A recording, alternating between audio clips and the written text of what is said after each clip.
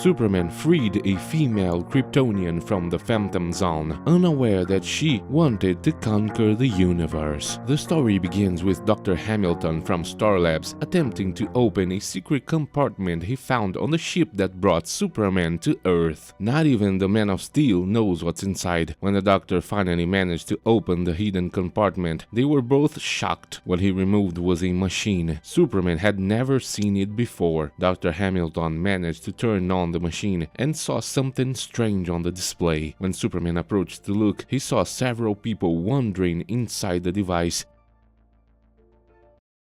and realized it must be the Phantom Zone. It seems like that device allows them to observe through other dimensions. Superman knows of it because he saw it in the Brainiac data. In the past, Kryptonians used to keep the most dangerous prisoners inside that place. There are various types of aliens and even Kryptonians inside it. Dr. Hamilton wanted to better observe these prisoners and accidentally activated one of the buttons. This caused an extremely dangerous alien to emerge from within. This alien immediately attacked Superman's ship and then escaped the place. Superman went after it. The creature was already heading towards the city to hurt people. Superman tried to stop it, but he couldn't. The alien continued towards a power pole, but Superman got there first. He removed the pole and used it to hit the creature right in the face. It flew back to the lab. Superman went after it, managed to trap it with the pole, and told Professor to hurry and do the same thing he did a moment ago, but in reverse. The Doctor then started tinkering with the device and managed to activate the right button in time. He sucked the creature back into the Phantom Zone. After they did this, they heard a voice. It was a woman asking for help. She was inside the Phantom Zone and said that her sentence was over. She now deserves a meeting with the council in order to get out of there. Superman started talking to her, and the woman wanted to know if he had come to free her. The superhero asked who she was, and the woman introduced herself as Mala. She wants to know where the council is, and Superman tells her that the council no longer exists. He then introduces himself as Kal-El, and Mala quickly understands that he must be Jor-El's son. She wants to speak with his father. She begs for help.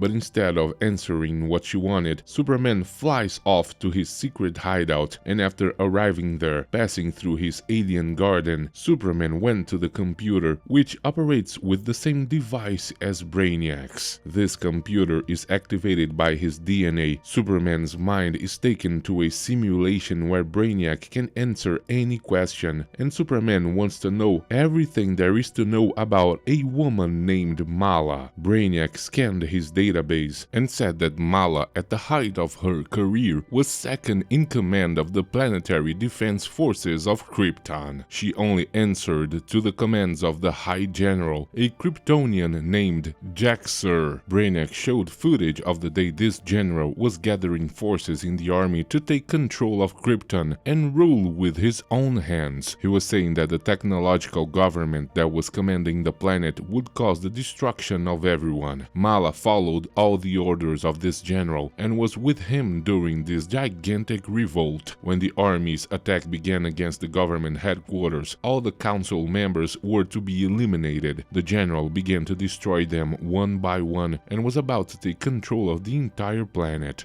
He would have succeeded if it weren't for the interference of a young scientist. He discovered the traitor's plans and managed to catch him by surprise. This scientist's name was Jor-El, Superman's father. He surprised the army, destroyed their weapons, and then called the council guard to arrest them. During the trial, the general declared himself solely responsible for this insurgency and was exiled to the Phantom Zone forever. He could never leave the place. However, the council took pity on Mala, understanding that she was only following orders. Because of this, her sentence in the Phantom Zone was only 20 years. The two were taken inside the Phantom Zone at the same time, and after discovering all about that story, Superman returned to the labs and said that even though it was very risky, he wanted to do the right thing. He's going to use the Phantom Zone projector and free that Kryptonian. Superman then took it outside the lab and activated the device, freeing the woman. As soon as she appeared, the woman was in shock and asked who Superman was. He introduced himself as Kal-El and said that she was on a planet called Earth. The woman wanted to know why they weren't on Krypton, and Superman explained that Krypton was destroyed many years ago. They were the only two survivors, and the woman was in shock. She could hardly believe it. Superman said that it would take her some time to absorb all this, and he's gonna take her to a safe place where she can adjust herself to this new situation. Dr. Hamilton offered the lab's cabin located at the mountains of Metropolis. Superman took Mala there. The woman was shocked once again. She asked if everybody on this planet could fly, and Superman said no, only he could. And surely, as soon as Mala absorbs enough solar radiation, she will also be able to fly like him. The woman became interested in this, and as soon as they arrived at the cabin, Superman began training her. The woman was getting stronger and stronger, and could even knock Superman down with one blow. After that, along with Dr. Hamilton, they went outside where Mala used her heat vision for the first time to burn firewood. She was extremely happy about this and unintentionally set fire to the grass around them. Then she lifted Dr. Hamilton with ease and asked Superman if they were the only two people so strong on the planet. Superman confirmed that they were, and Mala asked Dr. Hamilton if he and his entire species were completely defenseless against them. Dr. Hamilton said yes. In fact, he even bleeds much more easily than a normal human being. The man then begged her to put him down, and she did it. The woman is amazed by her strength. Superman says that she has to understand one thing. There is a condition for her to stay on planet Earth. She cannot use her powers to hurt people. And Mala approached Superman affectionately to say that she will always respect everything he says because she knows he's very benevolent.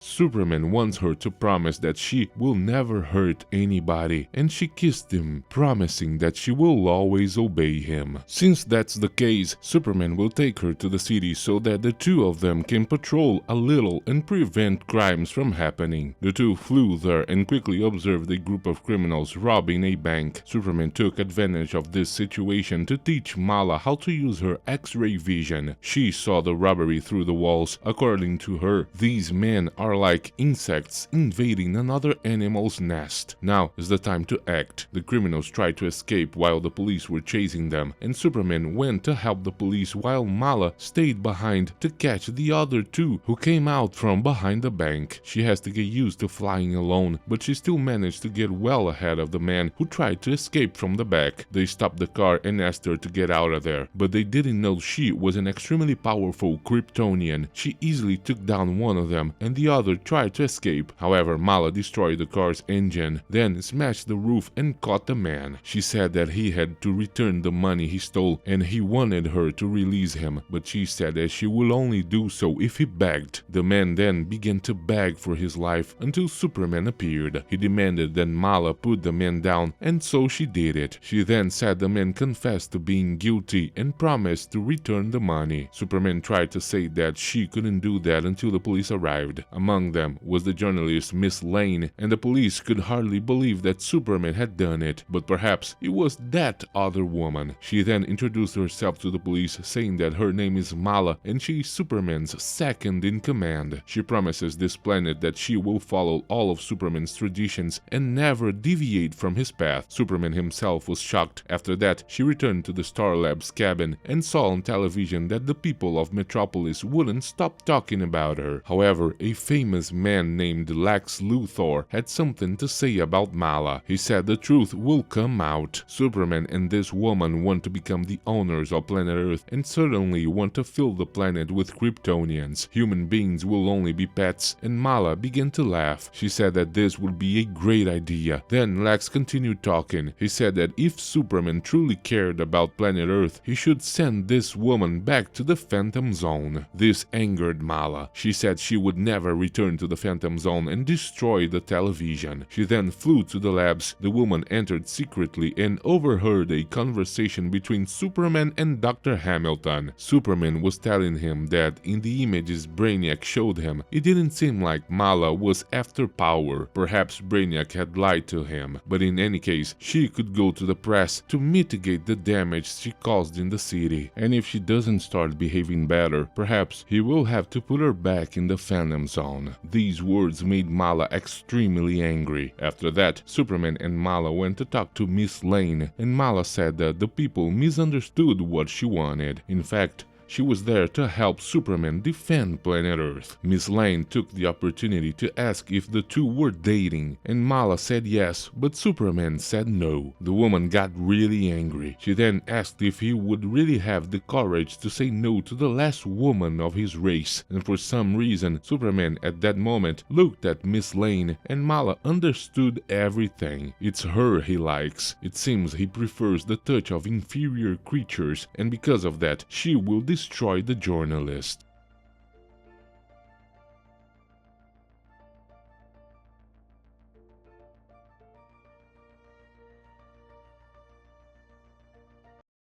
Superman managed to stop her and threw her away. The woman got even angrier, but she couldn't defeat Superman. She said she wouldn't return to the Phantom Zone and would destroy all the beings on that planet. Superman then flew away with her. He's going to take her back to the Phantom Zone, and on the way Mala said that she had already discovered Superman's weakness. He cares about the journalist, and he said that he actually cares about all human beings. According to Mala, if Jaxer were in Superman's place, the planet would already belong to them. But Superman replies that he is not Jaxer, and Mala agrees with him. Because of that, she managed to land a blow on Superman, then threw him against a tower. It was a restaurant about to collapse from the impact, and Superman had to save them while Mala fled. Superman did everything he could to hold up the falling restaurant, and after preventing its fall, he safely placed it on top of some buildings. Superman then went directly to the labs, and Dr. Hamilton was already lying on the ground. Mala took the Phantom Zone projector and went straight to the mountains. She freed Jaxer, the general of the Kryptonian armies. The woman then told him that the man would love this planet where they are. After that, Superman prepared Dr. Hamilton with a special suit and took him to his fortress. As soon as they arrived, Dr. Hamilton was impressed by many alien species that were inside there. Superman said that he saved those aliens from the ship of an alien collector. Sometimes he comes to this place to be alone for a while and observe the nature. Dr. Hamilton said that this fortress was definitely a fortress of solitude. Superman really liked that name, and after seeing another of the creatures, Dr. Hamilton said he could spend his entire career analyzing just one of these creatures. Superman told him he believes him, but now they have to hurry. The two went to the computer, and Superman was going to show Dr. Hamilton some information. He wants Brainiac to show to Dr. Hamilton how to build a new Phantom Zone projector. Brainiac began to show all the information, and Dr. Hamilton wrote everything down in his notepad. Meanwhile, Mala was showing the city of Metropolis to the general. He said that in a short time the two of them would be the leaders of this planet. After all, human beings seem to be very weak. However, there's an obstacle in their way: Jor-El's son. If they manage to destroy him, the general will achieve two things: first, dominating the planet, and second, revenge against Jor-El himself. He is the one who caught the general and got him into the Phantom Zone. Suddenly, a man on a bicycle passed between them and called them slugs. Because of that, Mala decided to attack him. The man was shocked and warned everyone that Mala was there. Everyone around them tried to run away, and to demonstrate her strength, Mala began destroying everything in the city. The general was really impressed. Meanwhile, at the Daily Planet, Miss Lane was running and bumped into Clark Kent. He asked what was happening, and the woman said that everyone already knows. Mala is in the city destroying everything with the help of another Kryptonian she freed from the Phantom Zone. It seems that Superman had no idea about this and was furious. Mala had flown away with the mailman's car, which fell from a great height, and was about to lose his life. Superman arrived just in time to save him. He then went to attack Mala and began fighting her inside the mailman's car. They fell to the ground right in front of the general, and Superman received a very powerful blow from Mala. He then returned to continue the fight, but Jax-Er hit him with his heat vision from behind. The coward did this to distract Superman, and Mala managed to pin him down to the ground. The general then approached and told Superman that his father Jor-El was a very stupid man, but his son might actually be smarter. Jax-Er gave Superman a chance. He could join the two Kryptonians to rule this planet or be eliminated by them, but Superman refused his offer to dominate the planet, and as expected, the general ordered Mala to crush Superman's skull. She then began to do so.